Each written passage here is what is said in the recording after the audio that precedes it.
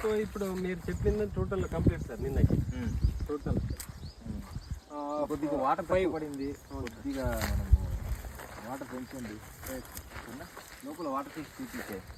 First వచ్చింది food కొద్దిగా trips effect ఉంది. అదే సార్ ఫస్ట్ ఆల్రెడీ 10 అట్లా ఉన్నావు కదా సార్. అవును, అప్పుడు స్ప్రే చేసినాము కానీ కొంచెం గాలి గీడి ఎక్కువ ఉంది సార్. అప్పుడు వచ్చేవన్నీ ఇప్పుడు అన్నీ ఫీమేల్. అవును సార్, ఎక్కడ కానీ మేల్ లేదు.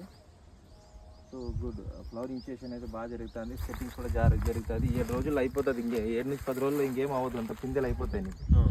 సో ఇంకోటి ఏమంటే వాటర్ మేనేజ్మెంట్ చూసుకో. ఇక్కడ రండి, ఫ్లవర్ అట్లా ఎడ్జ్కుండే ఫీమేల్ ఫ్లవర్ మూత చూడండి, చూడండి ఇది పైకి ఉన్నాయి కదా, ఇది దీని అది ఎట్లా ఉండాలి సార్? అది ఫ్రెష్నెస్ ఉండాలి. ఎట్లున్నాయి అవి? వాడినట్లుంది కాబట్టి ఇంకొద్దిగా బెటర్గా రావాలా. సారీ బెటర్గా కొద్దిగా వాటర్ వదలండి మీరు. వారానికి 10 రోజులకు ఒకసారి కంప్లీట్గా అయిపోయింది.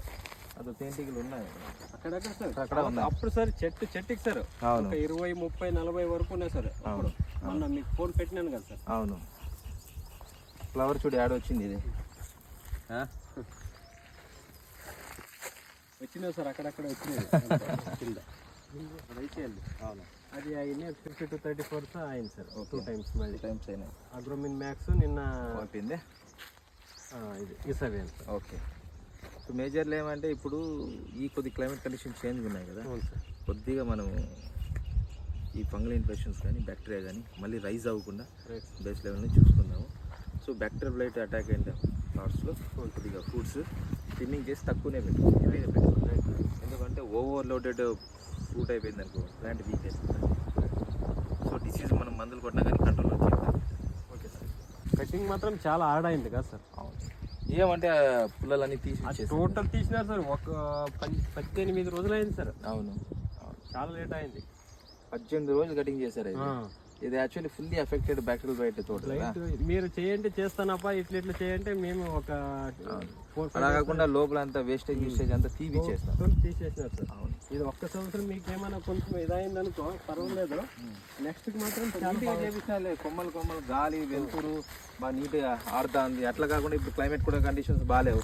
మొత్తం లాస్ట్ ఇయర్ కూడా గుబురుగా ఉండే చెట్టు, ఆ ఇండు పుల్ల ఉండే.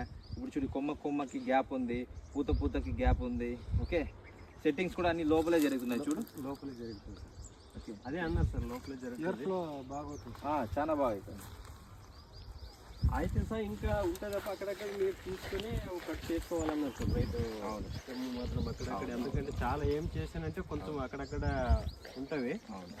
సో ఫస్ట్ ఆఫ్ ఆల్ ఈరోజు కనీసం 4-5 hours వాటర్ ఇచ్చే. ఫ్రెష్నెస్ లేదు తోట, కొద్దిగా ఫ్రెష్నెస్ పెరగాల, పూతలు ఇంకా ఫ్రెష్గా రావాలి. ఉంది, అది ఫస్ట్లో పడిందే మైట్స్ ఉన్నాయి కానీ తర్వాత ఇప్పుడు వచ్చిన పూతల పిందెలకి ఎక్కడ ప్రాబ్లం లేదు. ఫస్ట్లో పడిన దానికైతే కొద్దిగా ఎఫెక్ట్ ఉంది. 5 ఉన్నాయి, నీట్గా వచ్చింది. ఇది సెట్టింగ్స్ కూడా అన్ని లోపలే జరిగింది. ఇక్కడ ప్రాబ్లం వెంటనే ఇప్పుడు వాటర్ ఫుల్గా పెంచేయండి. సుమారు రాకుండా నేను ఇస్తాను, బ్యాక్టీరియల్ బయట రాకుండా నేను ఇస్తాను. ప్లస్ ఈ క్లైమేట్ కండిషన్స్కి వాటర్ మేనేజ్మెంట్ చాలా కీలకం. ఎందుకంటే ఈ రకమైన సాయిల్ ఉంటుంది, అక్కడ ఒక రకమైన సాయిల్ ఉంటుంది. 2 types అందుకోసం సరేనా? ఇది ఉంది సార్, ఇక్కడ కొంచెం